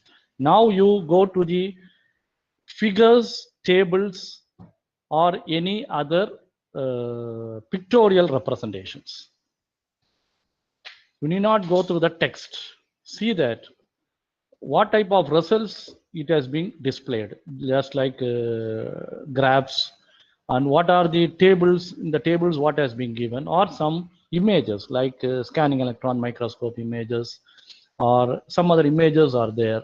All these things you have to see in the second pass, and you have to judge whether these results will be helpful for my work. If it is helpful, you segregate, you take that paper to your side. No, this is something different, these results are not at all useful for me, then you reject that paper. Okay, so at the end of the second pass, another 50% will go off. So now at the end, you will have some around 50 papers in your hand, which are closely related to your work. Now you spend hours in the third pass to understand in detail what all these 50 authors have written. Based on that, you consolidate your literature review. This is how you have to do your literature review while writing a manuscript or a research proposal. So this is a standard, and all these details, how you have to do, you can go through that paper by Keshav. So methodology or description of the proposed research. So this is the heart of the proposal, where you are giving a comprehensive explanation of the proposed research. And this is the section where the reviewers will go through what methodology you are following and how you are differing from others. So this is the prime concern area for the technical reviewers. So you have to write the methodology in a very good way, and in a clear way you have to explain all this one. So what it leads to, be realistic about what can be accomplished. So you have to be confident on that. Be explicit about any assumption or hypothesis. Be clear about the focus of the research. As detailed as possible about the schedule of the proposed work. Be specific about the means of evaluating the data or the conclusions, how you are going to evaluate the results. Be certain about the connection between the research objectives and the research method, and spell out the preliminary work developing an analytical method. And in the phase work, that is the first part you have done. And how is there any possible way to take up to the phase 2 by yourself. So all these things you have to describe in this particular portions. Now coming to the institutional resources, you have to, this is very, very important that you have to give.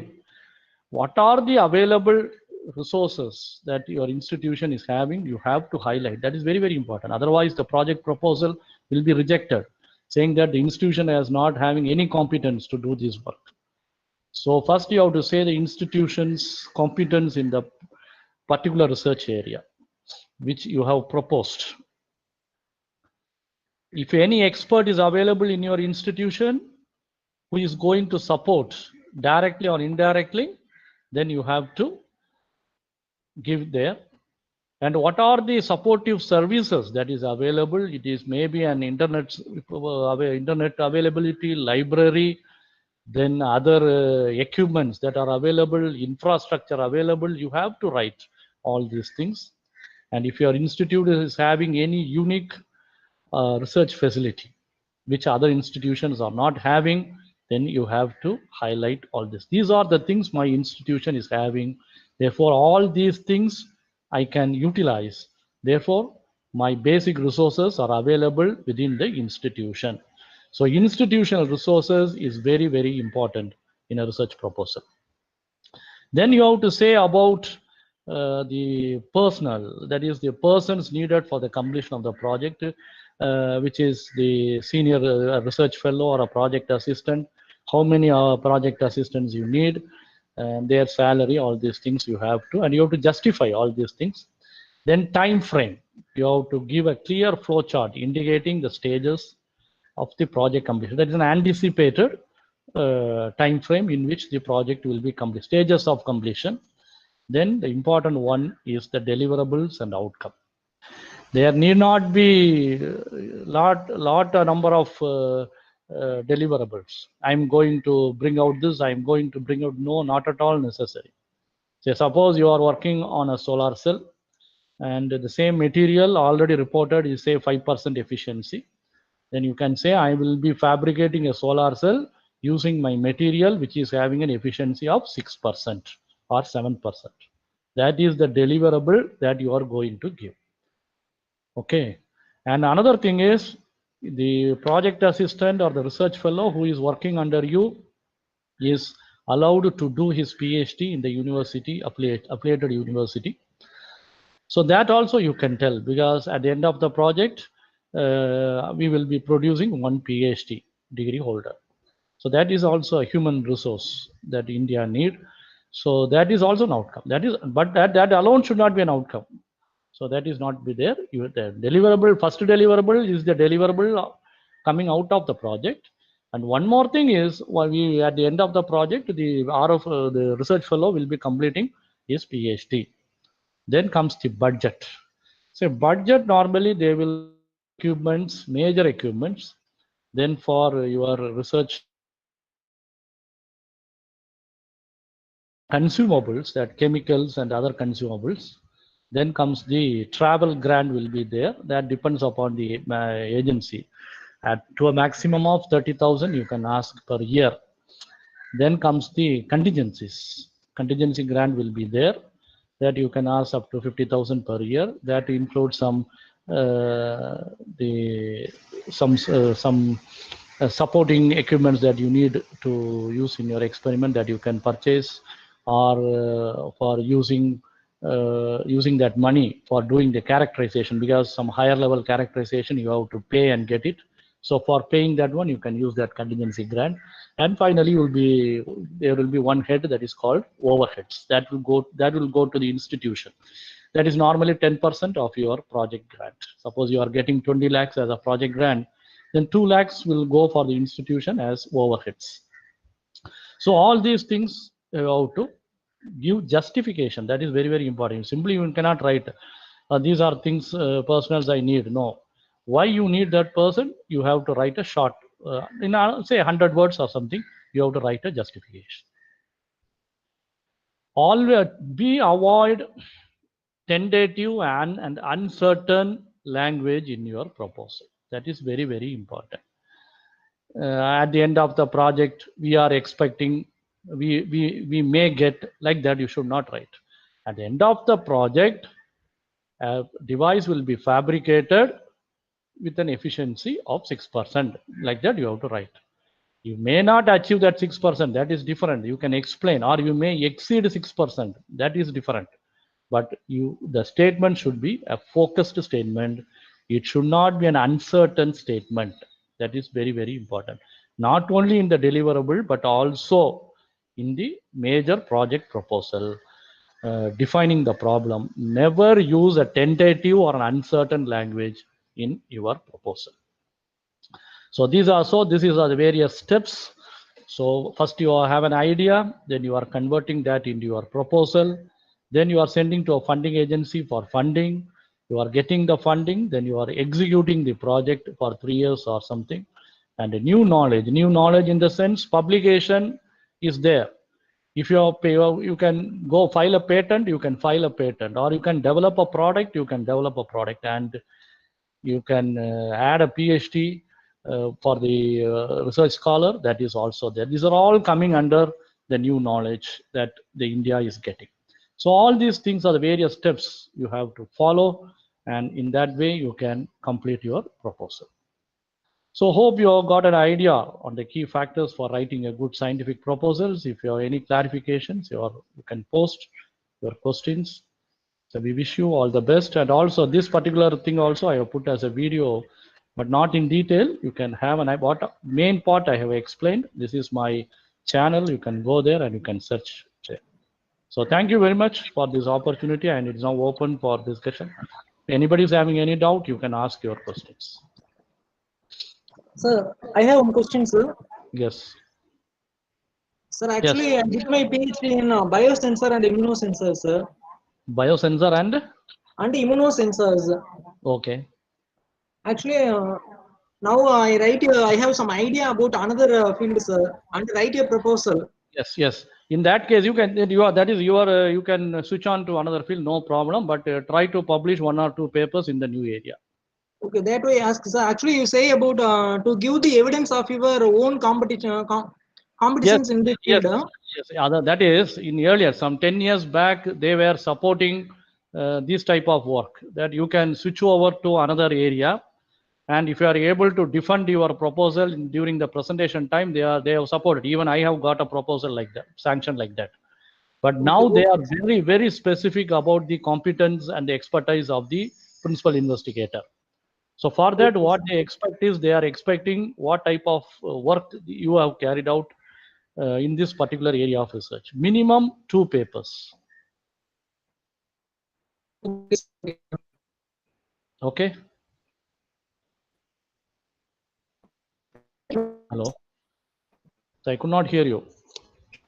Hello.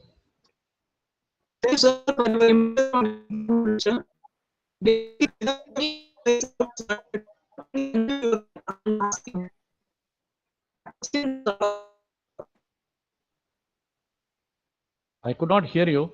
Sandaraman, you are not clear. Yeah, it's breaking. Your voice is breaking.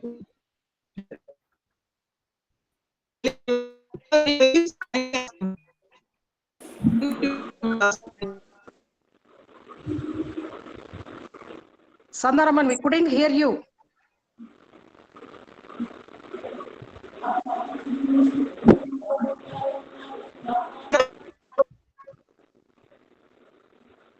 Hello.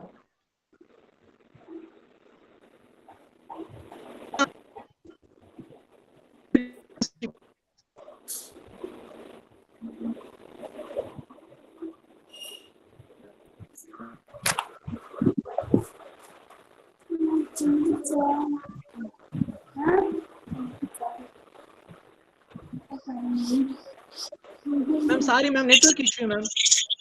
I lost my network. Yes.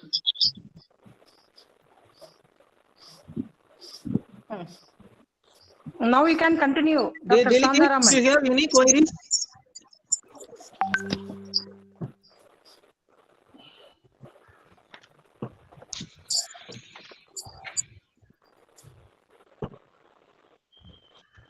Thank you, sir. Thank you very much.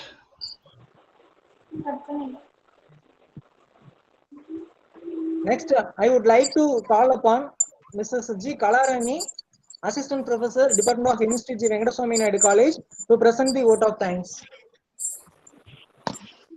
Good morning to all. It gives an immense pleasure to deliver the vote of thanks for this event to all.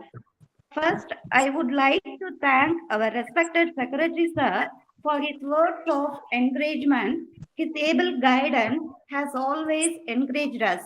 Thank you, sir.